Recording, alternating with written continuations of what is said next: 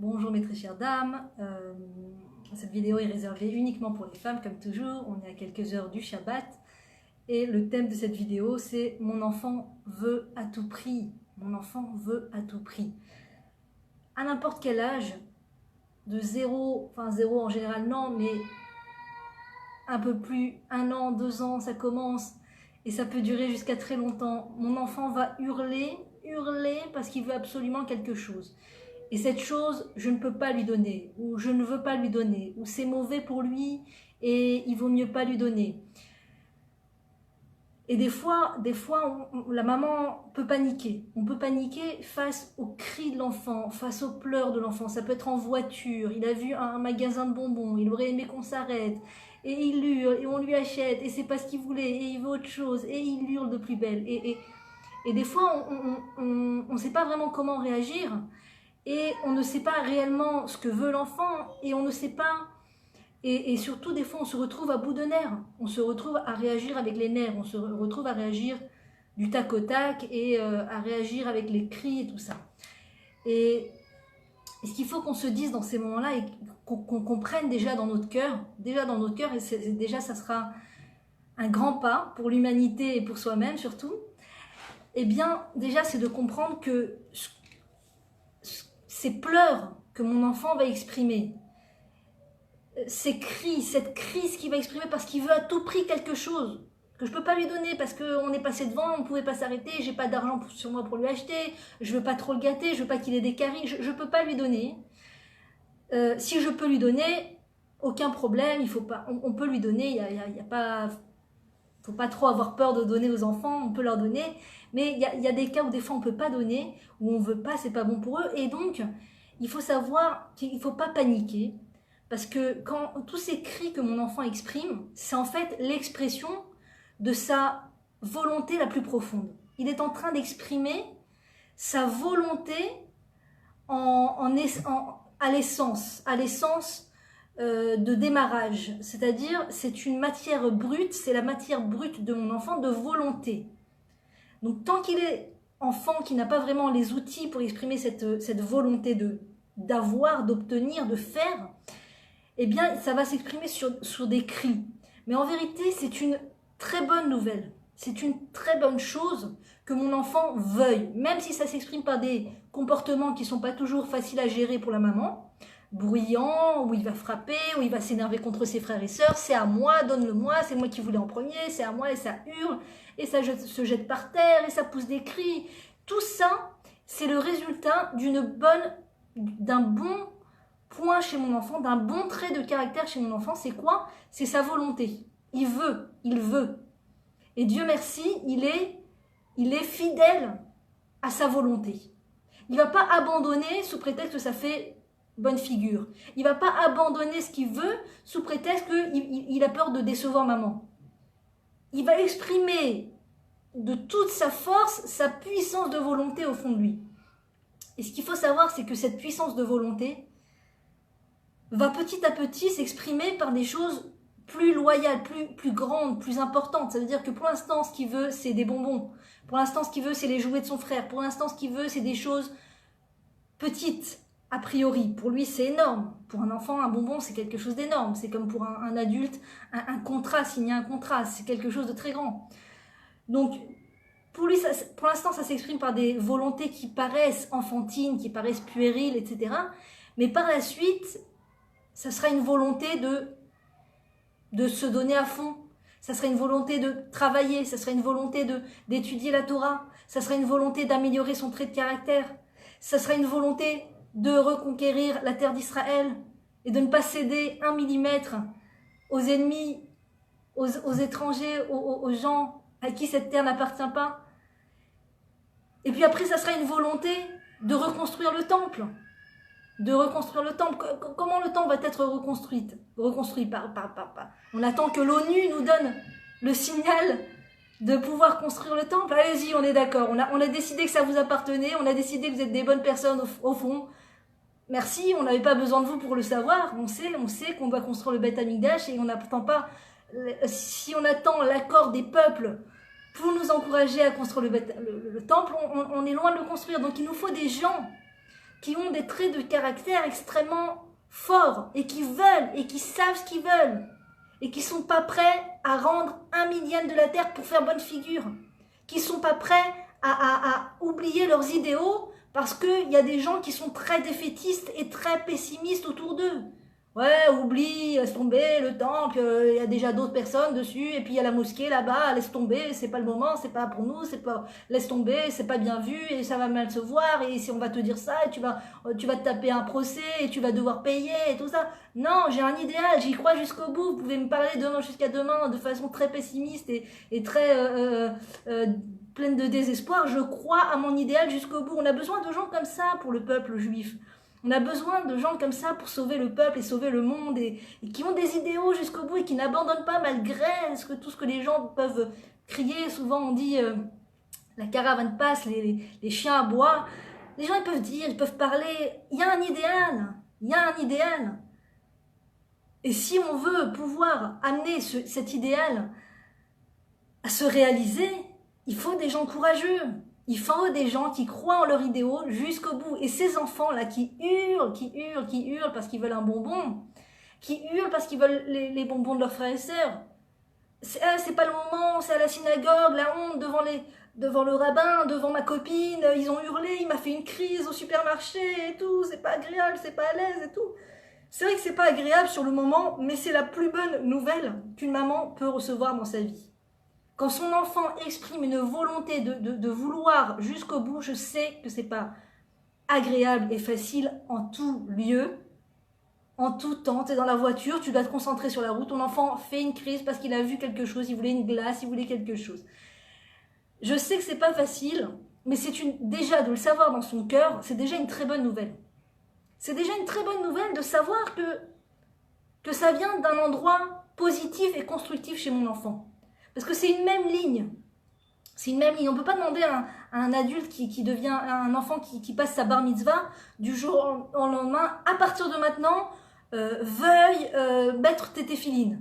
Il faut que tu veuilles étudier la Torah. Il faut que tu veuilles... C'est pas nous qui venons de l'extérieur rajouter de l'essence de volonté à l'enfant. C'est l'enfant qui a à l'intérieur de lui déjà un bagage de volonté, un bagage de motivation, et c'est moi le parent qui vais gêner ce bagage, gêner l'enfant à faire éclore cette plante, cette graine de volonté qui va permettre à l'enfant d'accéder à son bagage, qui va permettre à l'enfant de pouvoir petit à petit ouvrir son bagage et observer les outils qu'il a et vouloir encore et encore. Ou alors, est-ce que je vais empêcher la chose? Comment est-ce qu'un parent peut empêcher l'enfant de continuer de vouloir? Malheureusement, ce qui est quelque chose de triste, malheureusement, ce qui n'est pas comment dire, voulu, c'est pas quelque chose de positif, de brimer, de briser la volonté de l'enfant. Mais comment est-ce qu'on brise la volonté de l'enfant? C'est quand la maman fait ressentir à l'enfant qu'il n'a pas raison de vouloir. Encore, tu veux? Je te donne ça, tu prends ça? Vous connaissez la phrase? Je te donne ça, tu prends ça? Ça veut dire que tu fais vraiment ressentir à l'autre que sa volonté est mal placée. Je t'ai donné ça, encore tu veux? On veut que l'enfant veuille. C'est une bonne chose que l'enfant veuille. On ne doit pas remettre en question le fait que l'enfant veuille. On doit se réjouir que l'enfant veuille. C'est dur pour nous à ce moment-là, ça fait beaucoup de bruit, on ne sait plus comment réagir. On quitte la pièce si on peut. On prend du recul. On va respirer dehors. Mais ne pas tomber sur l'enfant en lui disant « Quoi, encore tu veux? Encore tu veux? Je ne peux pas te donner, arrête de demander. Arrête de vouloir, ça suffit, tu ne vas plus rien recevoir à la fin. Si tu n'es pas content, toutes ces phrases qui font ressentir à l'enfant que c'est pas bon, qu'il veuille. » Il y a plein de phrases, je ne vais pas faire la pub des mauvaises phrases. Il y a plein de phrases comme ça qui vont dans le sens de faire ressentir à l'enfant quand tu veux, ça ne m'est pas agréable. Quand tu veux, quand tu désires de tout ton cœur, ça me dérange. Ta volonté est dérangeante. Et si on lui fait ressentir ça encore à plusieurs reprises, ta volonté d'obtenir des choses est dérangeante. Ta volonté de prendre les jouets de ton petit frère est dérangeante. Si on lui fait ressentir ça, petit à petit, il va comprendre le message et il va commencer à restreindre sa volonté. Il va commencer à menuiser sa volonté. Et c'est comme ça qu'on trouve des adultes, après, à l'âge adulte, qui n'ont plus d'envie, vraiment, qui vont faire des métiers parce que tout le monde fait ça, qui vont faire les choses parce que tout le monde fait ça, et qui n'ont pas vraiment leur propre volonté personnelle, propre à eux, pleine d'énergie, de volonté naturelle, où on n'a pas besoin de faire appel à des gens extérieurs, des coachs et des thérapeutes et tout, pour qu'ils réveillent en nous la volonté. Ça fait que, quand on est brimé dans l'enfance, dans sa volonté, ça fait qu'on a la volonté éteinte. La flamme de la volonté est éteinte. Et du coup, on vit dans un mode de vie qui n'est pas empreinte d'énergie de vie. Une vie qui est amenuisée, qui est éteinte, comme une flamme éteinte.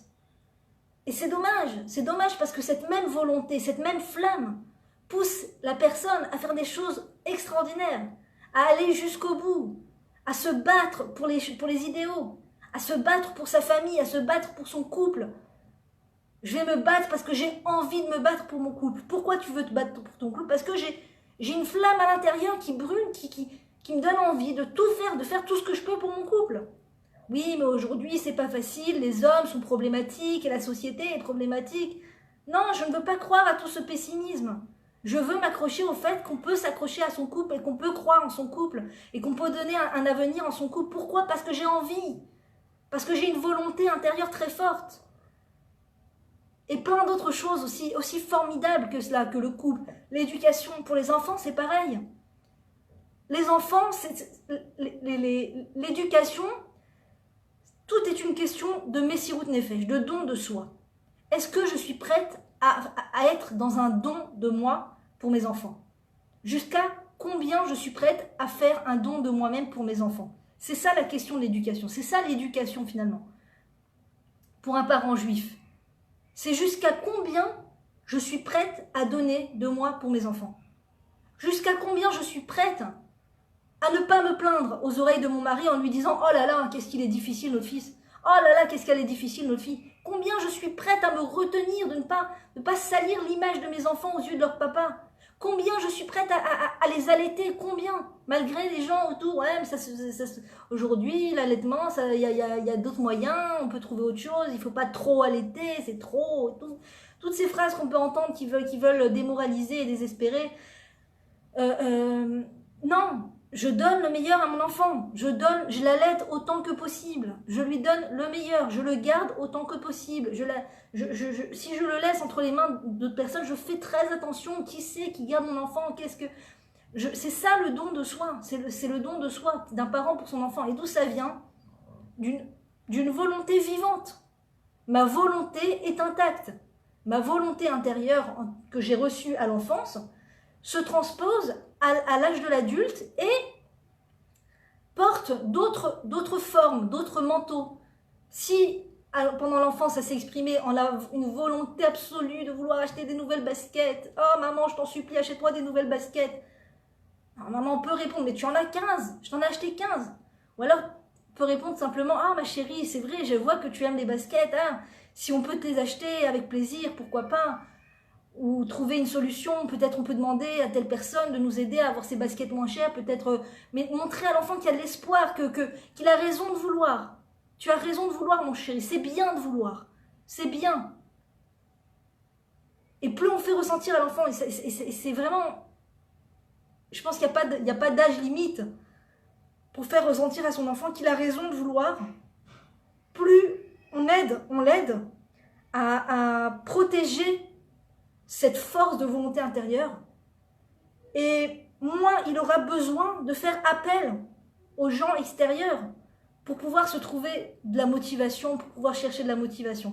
La motivation sera intacte à l'intérieur de lui, parce qu'on ne lui a pas brisé ses volontés, on lui a pas brisé et surtout on a compris en tant que parent que c'était bien cette volonté qu'il avait. C'est pas forcément, je vous ai dit, ça s'exprime pas de façon toujours très esthétique,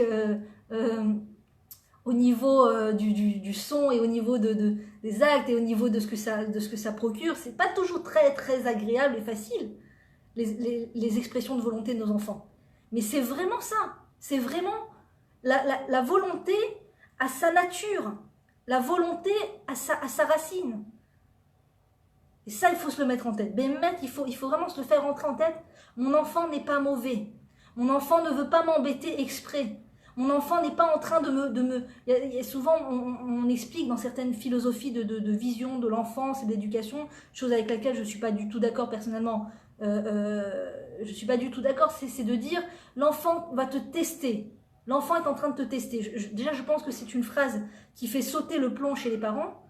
C'est-à-dire, quand tu as un enfant qui fait une crise devant toi et que tu as une phrase traductrice de sa crise de « il est en train de me tester », je trouve personnellement que ça enlève pas mal de bonne vision sur l'enfant, de regard bienveillant sur l'enfant et du coup, il y a moins de patience pour l'enfant. Non, l'enfant n'est pas en train de tester papa et maman. C'est pas parce que tester l'autre, c'est une démarche manipulatrice.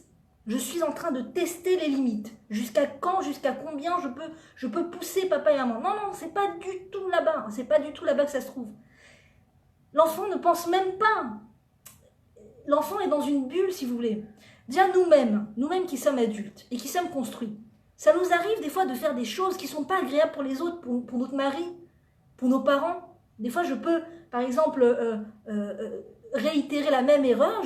Je mange avec mon mari, il est en train de manger, il est en plein, il a l'appétit ouvert, il mange et je lui dis une phrase désagréable pendant le repas.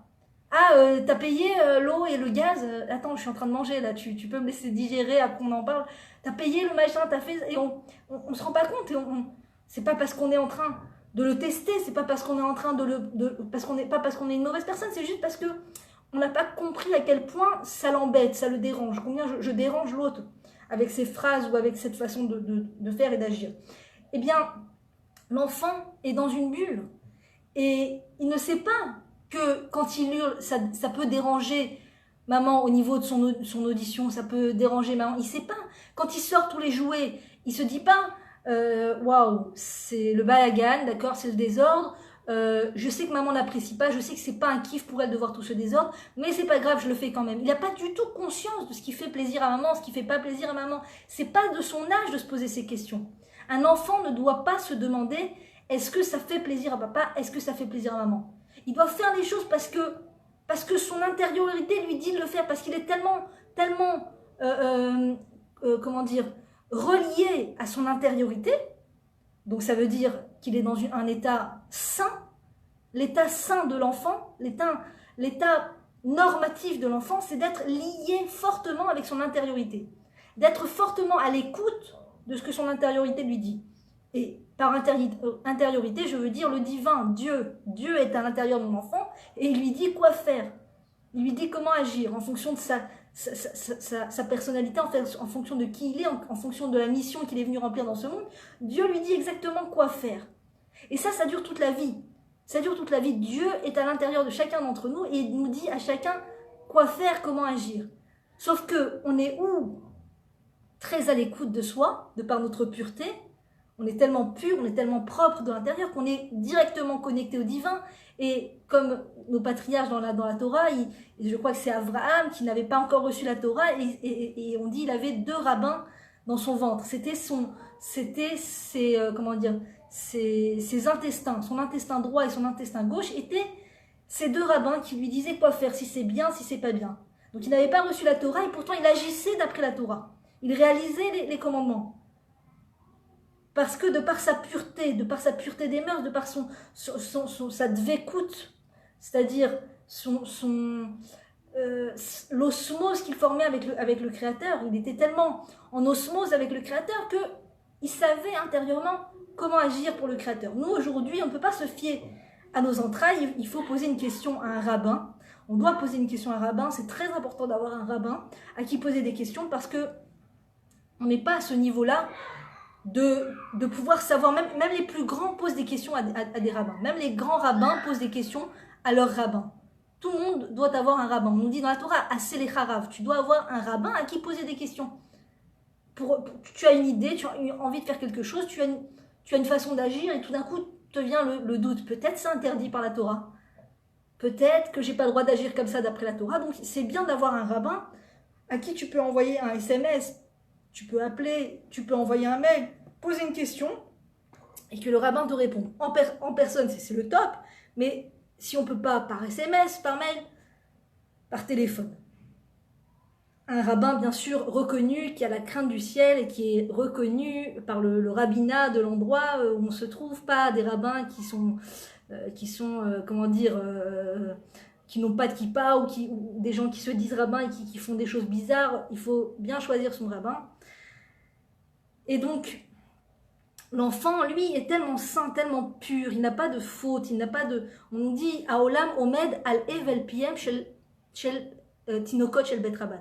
Le monde tient sur la vapeur de la bouche des enfants juifs, des enfants qui étudient la Torah, des enfants juifs. Le monde entier tient sur eux. Le monde, ça veut dire, nous on croit qu'on est très important avec nos métiers, nos diplômes, on a construit une maison, j'ai ma maison, j'ai mon truc, j'ai ma voiture, on se croit des gens très importants. Et en vérité, ces enfants qui n'ont encore vraiment rien fait de leurs mains, vraiment, sont propres de toute faute, sont propres de toute... mauvaise pensée ou quoi que ce soit, et donc le monde tient grâce à eux. Donc étant donné de leur pureté, de leur propreté, ils sont connectés directement à leur intériorité, donc au divin. Donc quand ils agissent, quand ils crient, quand ils s'énervent, ils font des crises, ils font... peu importe comment ça va s'exprimer, ils sont en train de réaliser exactement ce que Dieu leur dit de faire. Ils ne sont pas ni en train de nous manipuler, ni en train de faire exprès, ni en train de pousser les limites, de tester les limites, ni rien du tout de tout ça. Rien du tout. C'est des anges, mamash des anges. Des anges qui veulent grandir tranquillement, qui ont besoin de grandir tranquillement. Et maman va être ce terrain qui va leur permettre, qui va leur donner le crédit pour pouvoir réagir, agir et faire ce qu'ils ont à l'intérieur d'eux, pour pouvoir exprimer leur connectivité avec Hachem. Et plus une maman permet à son enfant d'exprimer ce qu'il a sur le cœur, d'exprimer sa volonté, même en hurlant, en poussant des cris, sans s'énerver contre lui, sans lui faire ressentir que ça suffit et qu'il y en a marre et combien il demande et c'est pas possible, et il faut arrêter et c'est pas bien, c'est pas comme ça qu'on fait, et c'est quoi cette éducation, et tu es mal éduqué, que Dieu préserve toutes ces phrases malheureusement très problématiques pour les enfants. Plus la maman va donc mal réagir, et plus à chaque fois elle va déconnecter l'enfant de lui-même. Donc ça fait qu'après, à l'âge adulte, on est des gens ou connectés à Kadosh Baruch Hu, ou peu, ou pas du tout, ou en fonction de ça. On n'est pas à Kadosh Baruch Hu directement, c'est-à-dire on peut être une personne qui veut à tout prix réaliser les commandements, mais on peut être déconnecté de soi-même. Être déconnecté de soi-même. Et être déconnecté de soi-même, de son intériorité, c'est être déconnecté du divin qui est en nous. Et chaque juif doit croire qu'il a le divin en lui. Chaque juif doit croire en le divin qu'il a en lui. C'est pas seulement le divin qui est dans le ciel. Il y a aussi le divin à l'intérieur de nous, et ça, on doit y croire. Et ça, c'est une avoda, c'est un travail. C'est un travail d'apprendre à se convaincre qu'on a tous le divin en nous. Ça ne veut pas dire qu'on peut aller d'après ses volontés premières, c'est-à-dire ses intuitions. On ne peut pas toujours se fier à ses intuitions. Pour la halakha, on ne peut pas se fier à ses intuitions. Il faut se fier à un rabbin. Mais quand on est connecté à soi, on a plus confiance en soi, on a confiance en la vie. Et on a confiance en le bien dans ce monde, que tout va aller pour le bien, tout est pour le bien, tout vient d'Hachem, tout est minutieusement orchestré par Hachem. Tout ça, c'est ce qui s'appelle être connecté au divin qui est à l'intérieur de nous.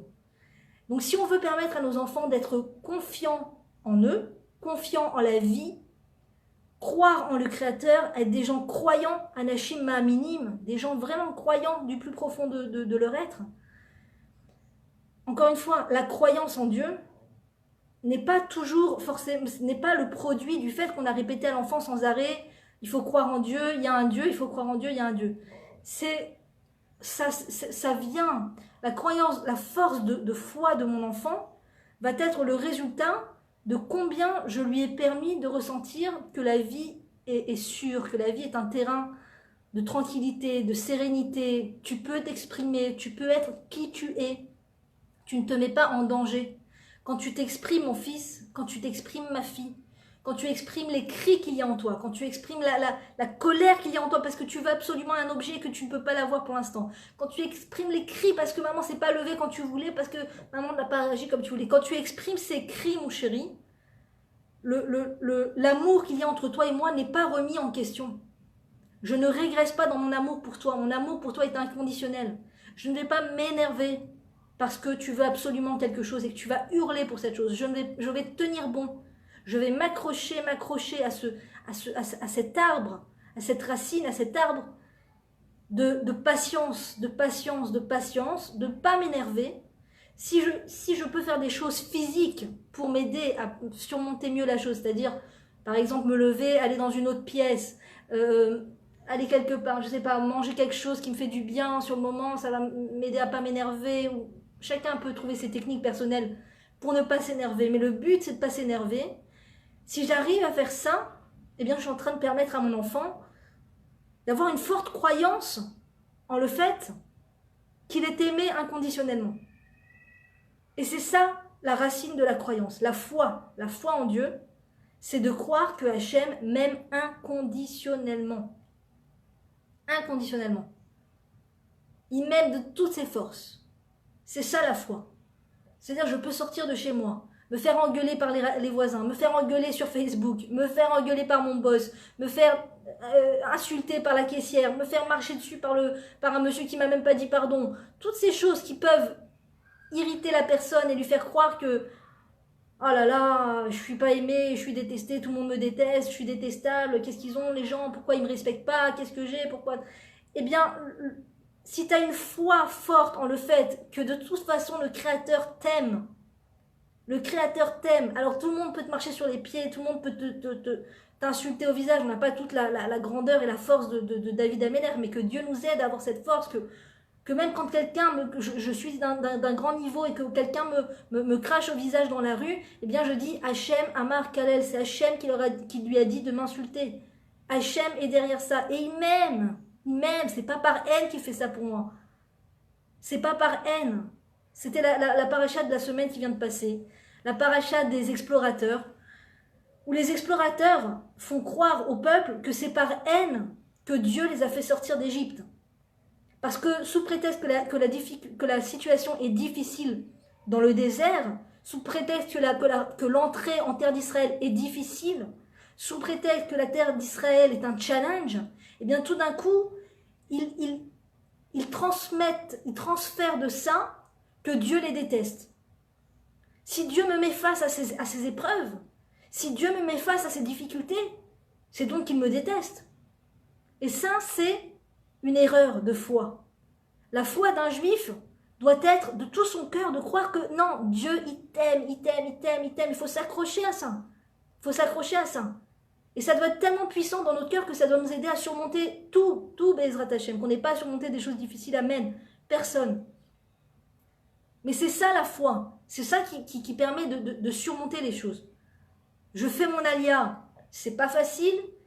Il y a des épreuves, il y a des choses qui vont se passer. C'est pas censé m'ébranler trop fortement parce que je sais que le Créateur m'aime. Je sais que ce qu'il m'envoie, c'est par amour. Mon enfant crie, mon enfant hurle, c'est pas facile, c'est difficile. Je sais que c'est pas une mauvaise volonté du Créateur. Je sais que le Créateur n'est pas en train de me courir après pour me pourrir la vie. Il est juste, il m'aime quoi qu'il arrive. S'il m'envoie un enfant qui hurle, c'est pour mon bien et pour son bien. L'enfant hurle parce qu'il est en train d'apprendre à exprimer sa volonté. Et moi, j'ai un enfant qui hurle devant moi parce que je suis en train d'apprendre la patience. Je suis en train d'apprendre à aimer inconditionnellement. Je suis en train d'apprendre à faire une messirut nefesh, c'est-à-dire un don de moi. Je suis en train de faire un don de moi. Quand je ne m'énerve pas contre mon enfant, quand je tue l'impatiente qui est à l'intérieur de moi, quand je tue la personne spontanée qui fait des crises comme ça de façon spontanée. Ah, j'en ai marre, oh là là, oh. La spontanéité négative. La spontanéité n'est pas une valeur. Quand je vais tuer la spontanéité qui est en moi de crier, de rentrer dans l'enfant, ah, arrête de pleurer. Quand je vais tuer cette mauvaise tendance à l'intérieur de moi, je suis en train de faire un don de moi pour l'enfant. Et donc cet enfant, par son pleur, par son cri, le fait de vouloir quelque chose que tout de suite je ne peux pas lui donner, et qui va hurler, et je vais faire tout ce que je peux pour l'aider, et que ça va pas aller, et que ça va continuer à aller de plus en plus, de crescendo, de me rappeler que si je suis dans cette situation, ce n'est pas le Créateur qui est en train de me punir, et qui m'en veut, et qui me déteste, et que tout est contre moi, et la vie est contre moi, et voilà, même mon enfant, il est contre moi. C'est pas du tout ça. Dieu est en train de me faire grandir par cet enfant qui hurle devant moi. Il est en train de m'apprendre à faire un don de moi.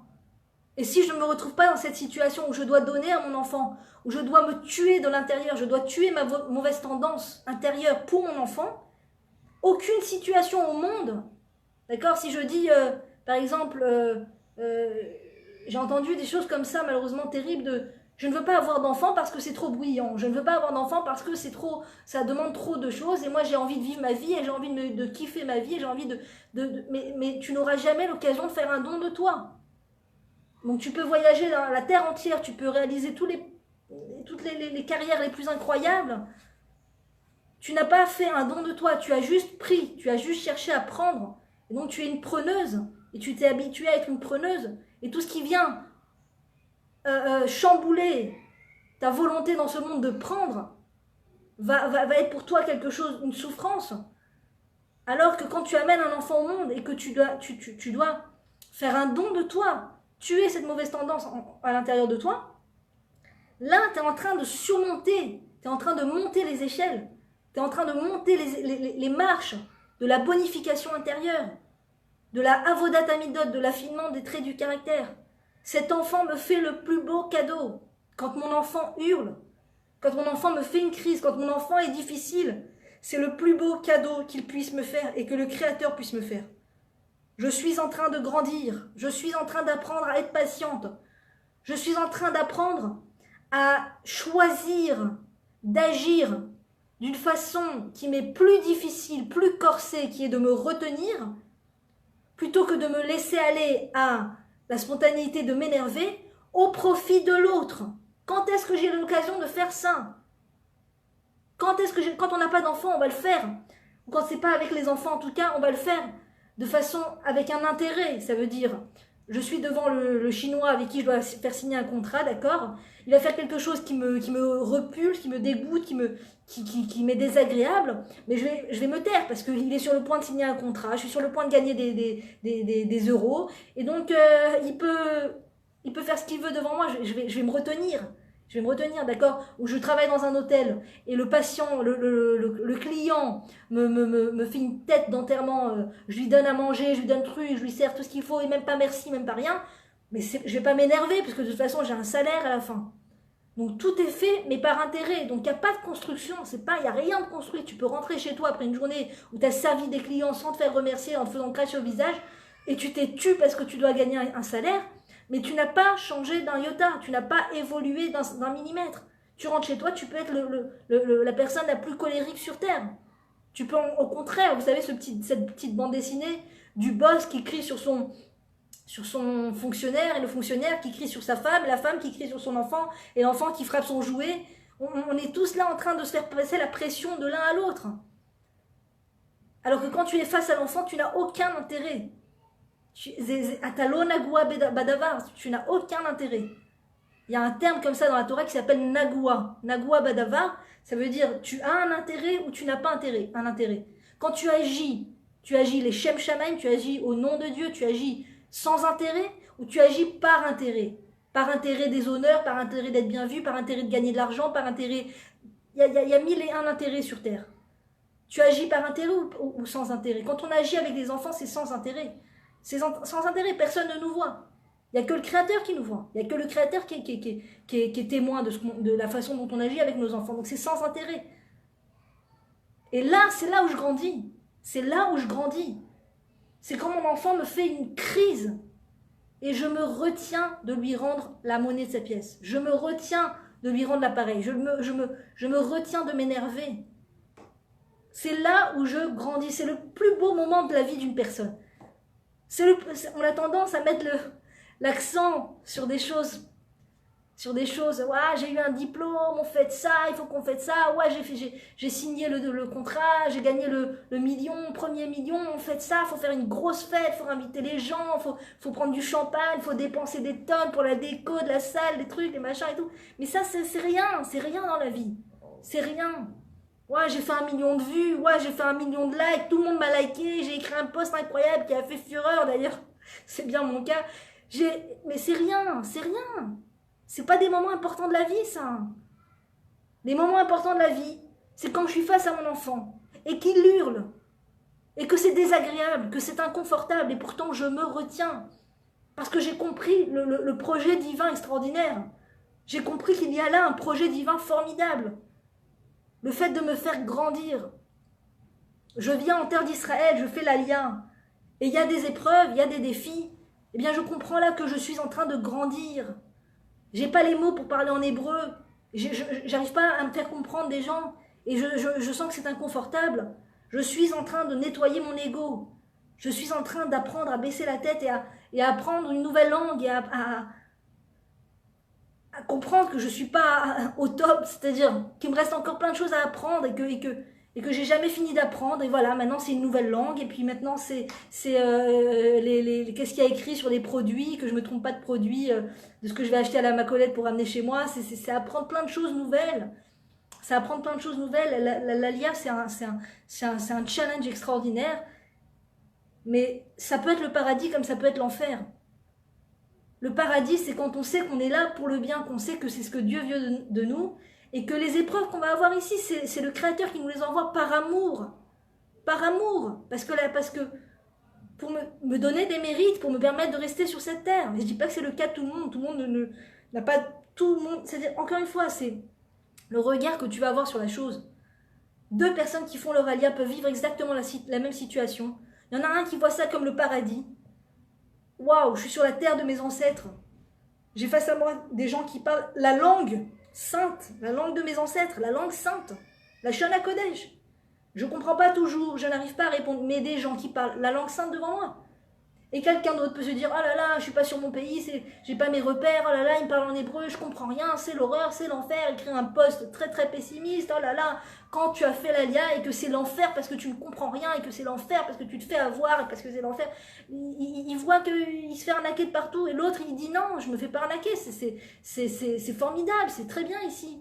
Non, c'est pas plus cher, non, il y a celui qui va faire le zoom sur les défauts, sur ce qui va pas, et qui va toujours ventiler et déblatérer des choses négatives face à la terre. Ah là là, c'est pas bien, il n'y a pas ça, et tout est moche, et tout est ça, et tout il n'y a rien, et on trouve pas, c'est pas comme en France, c'est pas comme en France, c'est pas comme en France. Et t'as ceux qui voient le miracle. Waouh, je suis sur la terre de mes ancêtres. Waouh, je suis dans mon pays. Waouh, je suis dans le pays où il y a le Kotel. Je suis dans le pays le plus saint au monde. Je suis dans le pays des Juifs. Waouh, c'est formidable. Et puis après, tout n'est que... Il faut relativiser les choses. Relativiser les choses, c'est très important de relativiser les choses. Très important pour pouvoir affronter les épreuves et affronter les épreuves de la vie. Bon, c'est facile à dire, mais c'est vrai que quand on se retrouve dans la situation, c'est pas toujours facile à faire, mais c'est ça qu'il faut se dire. Relativiser. Relativiser. Il y a quand même 70 ans, plus de 70 ans, 100 ans. Une fois, je vous ai dit, je suis passée dans un musée où il y avait les photos d'Israël il y a 100, 150 ans. C'était des ronces, des marécages. Les gens, ils étaient en plein dans la boue avec un âne en train de marcher dans les ronces, en train d'essayer d'écraser les ronces. Il n'y avait pas de macolette, il n'y avait pas de supermarché, il n'y avait pas de route, il n'y avait pas comment dire, d'électricité. Il n'y avait pas de point d'eau. Comment ils faisaient pour dormir, pour vivre, pour tout ça? Et aujourd'hui, on a tout sur un plateau d'argent, tout. Mais on va trouver des petites choses où ça va pas, et puis ça, et le prix est moins cher, et le prix est plus cher, et le prix est ça, et tu peux pas acheter au centre, et tu peux pas acheter... Des problèmes de riches, des problèmes de riches. Il faut pas oublier qu'on est sur la terre la plus extraordinaire au monde, sur la terre du peuple juif, On est en train de vivre la délivrance du peuple juif qui revient de 2000 ans d'exil, donc c'est ça. Et nos enfants qu'on amène en ce moment sur terre, ce sont les enfants de la période du Messie, la période du Mashiach, la période de la grande délivrance finale, où le le temple va être reconstruit. Et donc c'est des enfants qui sont pleins d'énergie, plein d'énergie. Et il ne faut pas casser ces énergies, il faut les aimer, ces énergies. Des énergies de vie formidables, formidables. Sinon on vient de l'exil, où l'exil c'est chut, chut, pas de bruit. Tu vas à la bibliothèque pour les enfants, chut. Attends, mais c'est une bibliothèque pour les enfants ou c'est pas une bibliothèque pour les enfants? Non, chut, pas de bruit. Tu vas au musée, chut, pas de bruit. Dans la rue, pas de bruit. Taisez-vous, faites pas de bruit, ne sautez pas. Ne courez pas. Ne faites pas de bruit. Les voisins, ça fait du bruit sur le parquet, faites pas de bruit, faites pas ça. Arrêtez-vous, ça y est. On est revenu d'exil, on est en terre d'Israël. Et Dieu merci, ici, on fait vivre des enfants libres. On fait vivre des enfants libres. Le pays qui est la terre d'Israël nous apprend petit à petit à nous lâcher, nous sortir de ces chaînes qui nous enchaînent et qui nous enferment qui nous cloîtrent, dans cette peur que l'enfant va gêner, que l'enfant va déranger, que l'enfant va faire mauvaise figure devant les autres. C'est très exilique tout ça, ça fait vraiment partie du monde de l'exil. Et il faut qu'on se débarrasse de ça. Ça ne fait pas partie de notre nature et de nos propriétés de caractère. Un juif doit avant tout penser au bien-être de son enfant. Et en l'occurrence, le bien-être par excellence de l'enfant, c'est de le laisser s'exprimer. C'est pas, nous, on veut nous faire croire, avec toute cette société de consommation, que le bien-être de l'enfant va venir par la quantité de consommation que je vais lui apporter. Combien je vais l'amener au cinéma, combien je vais lui acheter de baskets, combien est-ce que l'anniversaire, ça va être le plus bel anniversaire de tous les copains de la classe, est-ce qu'il va y avoir une super pièce montée en pâte à sucre et des ballons par une décoratrice et tout ça pour un anniversaire. Et en vérité, d'abord, on ne rend pas du tout service à l'enfant parce que après, on le rend tourné vers lui-même, on le pousse à être dans l'égoïsme et dans l'égocentrisme d'un enfant qui a tout reçu comme ça, des choses très grandioses. Et après, il est très addictif, ça rend très addictif. Donc, si tu as fait pour un anniversaire la super pièce montée, qu'est-ce que tu vas faire pour l'anniversaire d'après? Il faut plus, sinon l'enfant va être déçu. Et donc, c'est un cercle vicieux de consommation et de donner à l'enfant des choses qui ne sont pas bonnes pour lui. En vérité, la meilleure chose pour un enfant, mettre la meilleure chose, c'est de faire un gros travail sur soi, pour ne pas crier sur lui, pour l'aimer inconditionnellement, pour ne pas lui coller des étiquettes, le chenapan, le malhabile, le crieur, le criseur, le voyou, toutes ces choses qu'on peut entendre. C'est pas bon du tout de coller des étiquettes comme ça sur l'enfant. S'il a volé, on ne doit pas lui dire t'es un voleur, mais on doit lui dire c'est du vol. C'est du vol, mon chéri. On va rendre ça à la personne à qui ça appartient. C'est important, c'est écrit dans la Torah que c'est interdit de voler. Donc c'est du vol, mon chéri. Mais non pas, tu es un voleur. Je le solidarise avec ces bêtises. Ces bêtises, entre guillemets, c'est même pas des bêtises, c'est des apprentissages. Des apprentissages. Des exercices que le Créateur m'envoie pour pouvoir me donner l'occasion d'expliquer à mon enfant ce qu'est le vol. D'expliquer à mon enfant ce qu'est le manque de pudeur. D'expliquer à mon enfant ce qu'est le fait d'aimer son prochain, etc. C'est pas que mon enfant est mauvais, c'est que juste il a tout à apprendre. Et moi, en lui racontant des histoires, en lui parlant calmement avec amour et avec un amour inconditionnel, non pas je te fais la morale, eh bien je vais petit à petit faire entendre à son oreille ce qui est droit, ce qui n'est pas droit, ce qui est bien, ce qui n'est pas bien. Mais pas dans un rendement de compte, pas dans un je m'énerve contre toi parce que voilà, t'as volé de ton copain et c'est la honte et le directeur il a vu et voilà, et ben tu vas être puni et tu vas voir. Non, c'est moi-même, j'ai 30 ans, 40, 50 ans, il peut m'arriver de voler sans faire exprès. D'ailleurs, si le Créateur me met face à moi un enfant qui vole, c'est sûr que c'est pour éveiller chez moi. Peut-être qu'il y a un niveau sur lequel je vole, peut-être pas de façon évidente, peut-être de façon évidente je vole, peut-être je vole sans avoir fait attention que c'était du vol, peut-être j'ai pris des serviettes dans un hôtel pour les ramener dans ma maison et ça c'est du gazelle, c'est du vol, donc peut-être je suis pas je fais des choses sans me rendre compte que je vole et je réitère ce vol, et je vais me retrouver face à mon enfant qui va voler de façon évidente.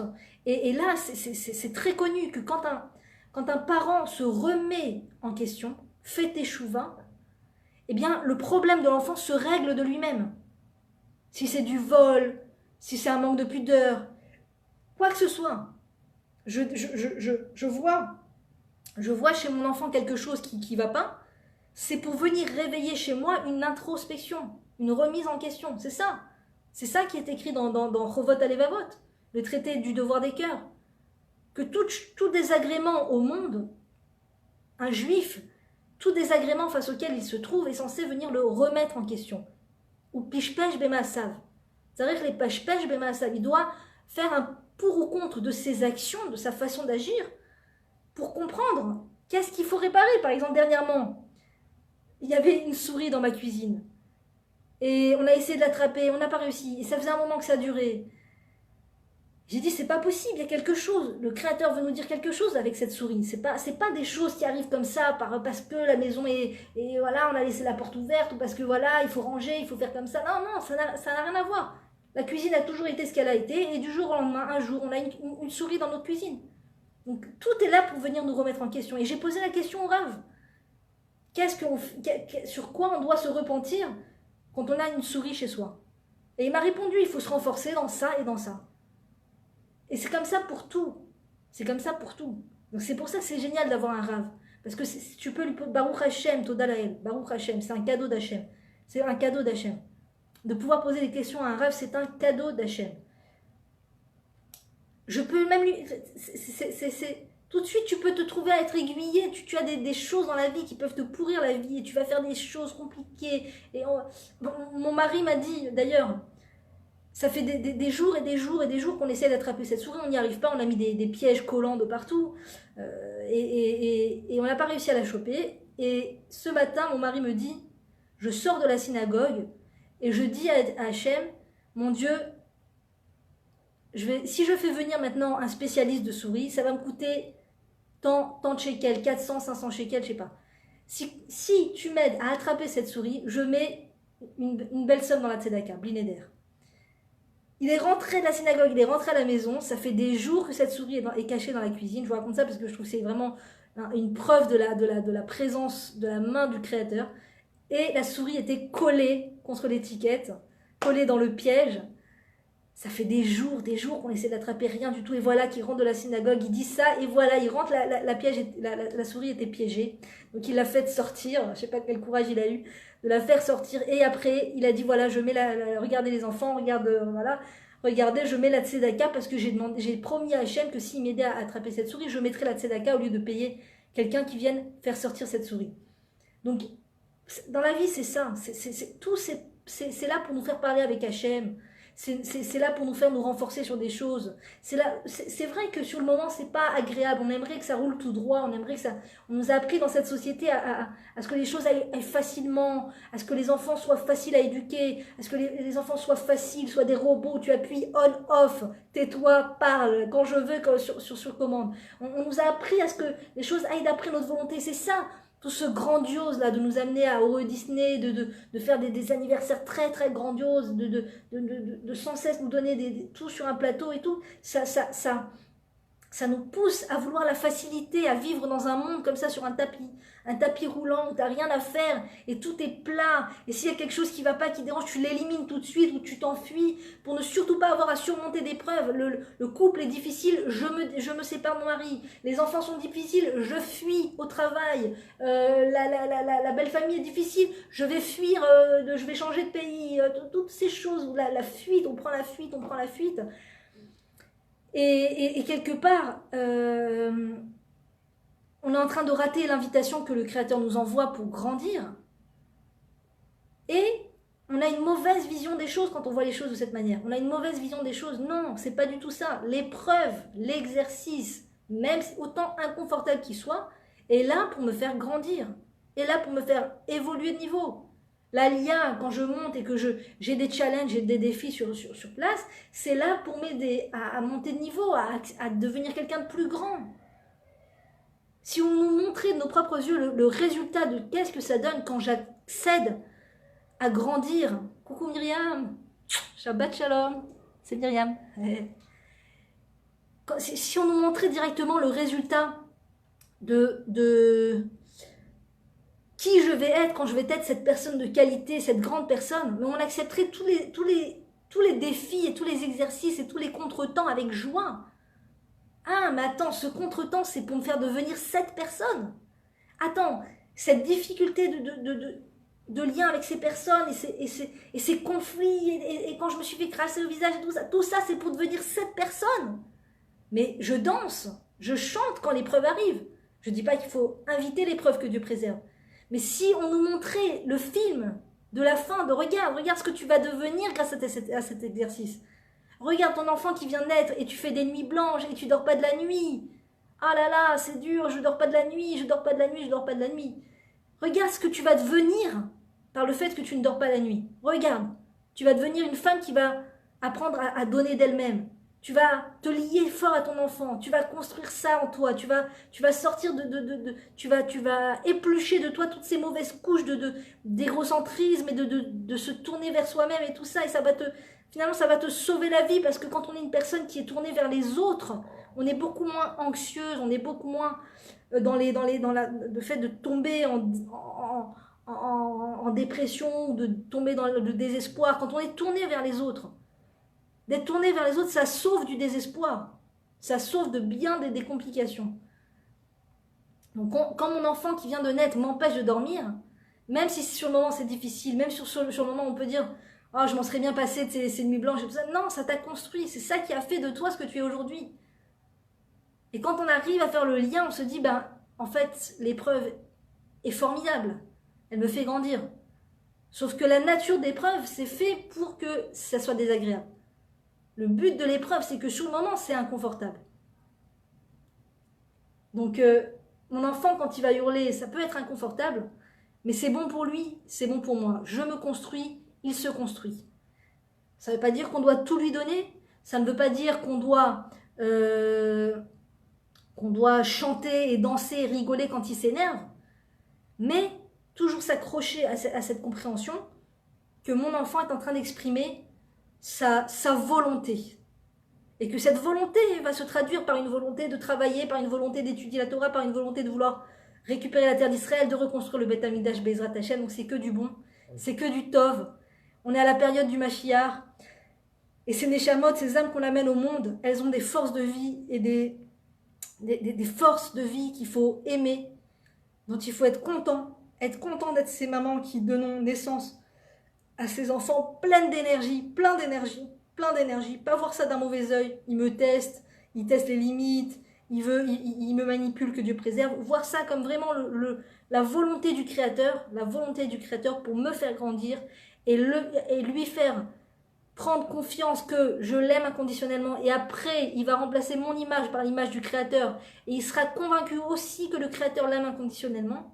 Et il pourra faire des grandes choses. Parce que quand on est un adulte qui est toujours dans le doute du fait que le Créateur l'aime ou pas, peut-être Dieu m'aime pas, peut-être il fait ça pour mon mal, peut-être il me haït, peut-être il veut m'embêter, il veut me faire du mal. C'est des choses inconscientes, on ne se rend pas compte, c'est dans l'inconscient. Mais quand on pense comme ça, d'accord, du fait qu'on a traduit le fait qu'on n'est pas sûr de l'amour de nos parents pour nous, et on l'a traduit sur Dieu, sur le Créateur, on n'est pas sûr de l'amour du Créateur pour nous, ça fait que les choses sont beaucoup plus difficiles. Le devenir de l'être, la tset minakor et la poêle, de se réaliser dans ce monde, de réaliser son potentiel, devient beaucoup plus compliqué. Surmonter les épreuves devient beaucoup plus compliqué quand on a un doute face à l'amour inconditionnel du Créateur pour nous. Et tout ça, ça se construit dans l'enfance quand maman montre un amour inconditionnel en son enfant, même quand il fait des crises absolument pour vouloir quelque chose qu'il ne peut pas avoir. Voilà mes très chères dames, Shabbat Shalom à toutes, à très bientôt et n'hésitez pas à partager. Merci pour votre fidélité, merci pour votre partage, que Dieu vous bénisse.